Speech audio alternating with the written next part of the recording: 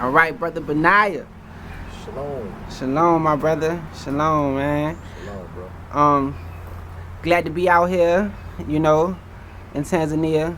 Glad to be, interviewing you, bro. Let's get into it. So I want to ask you this question: Which is better for the children of Israel, to live in Africa or in America? And explain your answer. Well, of course, I would say Africa, and I can't speak for the whole continent, but I can speak for Tanzania. I would say Tanzania over America because, in my opinion, America has been compromised morally. So with that moral compromise, I wouldn't be willing to allow my children to be raised by that system. Because, the scriptures tell us, to train up a child in the way in which they should go. Right? If I allow my children to stay in that system, in that place, then this is my opinion, then I would be allowing that place to train up my child in the way in which they should go. So their thoughts will be immoral. And here you don't have that. You don't have that immorality that you see over there. As far as, I think we all know about because they're the ones pushing the homosexuality towards the continent of Africa and all over the world. It's coming out of America. And so, with that compromise, I don't want my children's mind corrupted by that. That's what I would say. Okay. And other things, but that would be the greatest. Okay. All right. Do you think African Hebrew Israelites should be able to get free citizenship in most, if not all, the African countries? Can you explain your answer? I do. And I know a lot of people here on the continent that call themselves, well, they are locals, that are locals. They look at us as foreigners. And so I know a lot of those people would not agree with that. But I would ask them to think back before colonization. You didn't have these borders. So they look at the borders and they say, well, you were taken from over here in this country. Well, that country wasn't that country at that time, according to, the colonizer. That didn't happen until the colonizers came and split up the areas. So yeah, we were taken from West Africa, and you got a lot of people in East Africa like, nah, y'all was taken from over there. Y'all go over there and talk to them. Well, I would say to them, you got brothers and sisters that went over into India. You got brothers and sisters that went over to the UAE. You got brothers and sisters that went into Asia. What about them? What if they would have come back? Would you say the same thing to them? It's like, I feel as though we're the prodigal sons of the continent.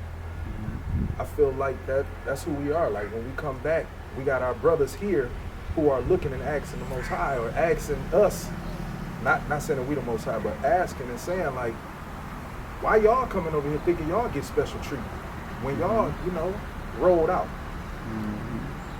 So I would just ask them to have mercy on us. We're not here to do like the other nations. Excuse, I don't know if y'all can hear me with this truck passing by. But we're not here to do like the other nations and take and not give back. We're here to give back. We're here to be a part. We're here to assert ourselves. We're here to raise you up as we rise. The same way, we brothers and sisters, we need to help each other. And that's what we're here to do. We're not here to take any resources. We're not here to take a field and leave. We're here to stay and be a part. That's what we're here to do. So do you think that eventually they will give us citizenship and give us residency, just by being from the diaspora, being from the African continent? I think a lot of education has to happen before that happens. But I think, I'm not sure to say, I can't say yay or nay concerning that. I can't. Because I think there's a lot of education that has to come first. Okay. Concerning our background in history, and for us concerning their background in history. We have to begin to understand one another fully. I don't think we have that. I think that's a huge issue between us. I think it's a manufactured issue between us. But yeah, I think I can't answer that question confidently. I can't say yay or nay confidently to that question because I'm not sure. All right. Let me ask you this now: should every Israelite, every Hebrew, every person who identify themselves as a Hebrew Israelite, dealing with the so-called African Americans, dealing with the minorities in America, for those that identify themselves as Hebrew Israelites, do you think they should visit Africa, including what they call the Middle East too? Do you think every Hebrew Israelite who identify as a Hebrew Israelite should visit the continent Africa? Yes, I do. I also think, I also feel as there is an ignorance in our people, and that's not to be taking offense. I don't want anyone to be taking offense of that, but I believe there's an ignorance of our people because a lot of people, even if you're looking at the landmass of what we call today Israel, that's still would be considered Africa. So a lot of people would say, hey, I don't deal with those Africans. A lot of our Israelite brothers and sisters would say that, oh, I ain't African, I ain't this or that. Well, you are. Truth be told, if you come from the continent of Africa. Okay, so yes, you are African. Now, you may not be the other racial groups on the continent. All right, we can specify ourselves by a specific racial group, which we are Israel, and we're not the other racial groups. Nonetheless, still African, still come from the African continent. And I think until our people really begin to really understand that and embrace that, I don't believe that they'll come. There's brothers and sisters over there that really believe that everybody on the African continent are Hamitic, and that's not true. You got Shem over here, you got Ham, you got Japheth here. All right, every bloodline, from Noah is here. So, yeah, I think that ignorance has to be shot down. And I appreciate what you're doing here and what you did with your last interview. Is really, I believe for a lot of people, I believe that they'll see it and they'll, some of that ignorance will be taken away. And they'll be able to say, you know what, I want to go and see what that's about over there. Yeah. All praise to the Most High, man. All right, so let me ask you this: why should the children of Israel flee and move to Africa? Why should they? Okay. First off, well, the children of Israel, are you speaking of?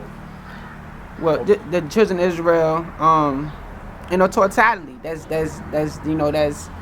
in the Western world. That's in Jamaica, Puerto Rico. Should everybody, go back to their African roots? Yeah.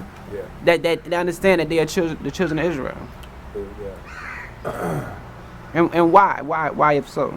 Yeah, I believe that we should all come back. But I don't think that that's going to happen. But I think that we should, because historically, whenever there was trouble, we always ran into certain areas in what they would call Africa. We always ran there for refuge, and there's trouble now. There's trouble now. I don't know if you all can see it, or if have you been, paying attention to the news and seeing the things that are going on, how many people are dying. We have a pandemic that's been lingering from years ago. We're seeing so many things. There's wars all over the place, diverse types of natural disasters. You got so many things going on in the world right now. And historically, our people, whenever there was trouble, we ran into certain areas in Africa. So I would say, yeah, our people should, do what we historically have always done. And also not just that, but Now, I know not all of us were taken from the continent of Africa. I understand that some of us, it was their free will, they traveled and left and went into certain areas. But a lot of us were taken, kicking and screaming, into other areas of the world. And we were taken from these lands. So in order to retrace our steps and find our way back, we should turn around and go back in the way we came.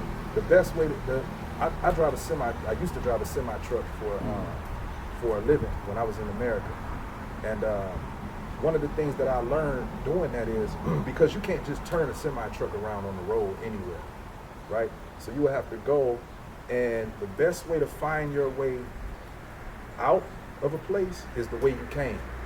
So we got to retrace our steps and go back the way we came in order to find our way out, right? So that's what I would say. Okay.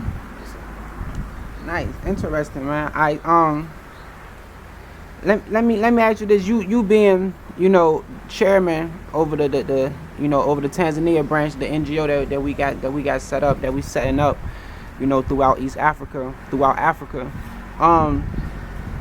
Tell me, like, what is needed, to make the Children Bread a successful, positive impact in today's society, so we can leave a mark like the brothers and sisters did in the civil rights movement for our children, like what is needed, for us to make a positive impact within this NGO. I know the first thing that a lot of people would say is funds or money. A lot of people would say funds or money, but I'm going to say what plagues us as a nation, not what I feel plagues us as a nation, because this is the only thing that will make us successful, because then we will be able to receive funds from brothers and sisters. I believe that the love is missing. Now, I'm not saying those of us who are within the Children's Bread, we actually show love to each other, and we're just trying to spread that and get everybody else to see the thing that we see. You understand? A lot of people are so divided when it comes to doctrine or differences, and just little small things. They're just divided by anything, anything that we can compete against each other with, we do, and that's as a people. And that's what plagues us. I believe that if we were to, really begin to do what Christ said and just love our brothers and sisters as we would love our own selves, regardless of the doctrine. All right? A lot of brothers will say, oh, baptism, he don't believe in that, so I can't gather with him. Well, brother, do he believe in Christ? He say believe in Christ. He say believe in keeping the commandments or the law. Or, so why? What's the problem? What's the problem? And I believe it's just a pride thing. I believe it's a pride thing with our people. That's what we need. We need love instead of pride. If we were to have the love side as a whole, then we will be able to build. It's hard for us to build without our people actually having some love and respect for one another. Okay. That's the way I see it. Okay. Hold on. And I wanted to say, because I was talking about this, and I was actually going to bring forth some scriptures concerning this on one of the Sabbath things that we do on Saturday. Because this doctrinal thing, bro, it's heavy. It's a heavy divide amongst us, and that stops us. It stagnates us as a nation. We trying to build a nation. We trying to rebuild our nation. And with any divisions that come in, like what we have in America with the certain camps and churches and things of that sort, it stagnates us. It stunts our growth. We got to begin to grow and become adults in our thinking, in this walk, and begin to deal with each other. Deal with each other and not allow these small little spats and little situations. I seen two groups fighting twice. Two groups fighting twice. Who's being gained from that? Who's being edified by that? No edification is coming through that. Nobody's building. That ain't doing nothing but causing more of a division within the nation. So, yeah, I think we got to stop hating each other. We got to stop being so prideful and feeling as though we the only ones that got some truth. We all a part of a body. I got a little something. My brother, sister here has something. She got some, he got some. We all, and when we put it together, it's like, man, we unstoppable. But we got to get these divisions out the way first, and then I believe that's when you'll see the Children's Bread and other organizations that's set to build the nation. You will begin to see those flourish. But that's what I believe. Okay. Yeah. Okay. So do you think the Children's Bread will make a positive impact in the world? Do you think so? That we be able to do it? I believe so. What? Why? What's the? Give me some key things on why you believe that. Well, I believe so because first and foremost, you have brothers who are driven, right? You got brothers who are driven spiritually, and brothers who really are looking to just be obedient to the Most High. And I don't think that can be taken lightly, So yeah, when you got brothers who are really, coming together for a common cause and really like, hey, look, I don't care, you believe this. Not saying that, look, we are believers in Christ. First and foremost, we believe in Christ. We believe in law. We do. We believe in keeping His commandments. But it's certain things that, we may not agree totally with, and that's fine, because we won't all get the understanding until Christ return anyway. The full and total understanding until Christ return. So the thing is, it's okay if this brother don't understand that, or I don't understand this. It's okay. Okay, so you got brothers who are driven like that, and we loving each other as, we would love our own selves. So I believe that, I believe that the Children's Bread, will be successful.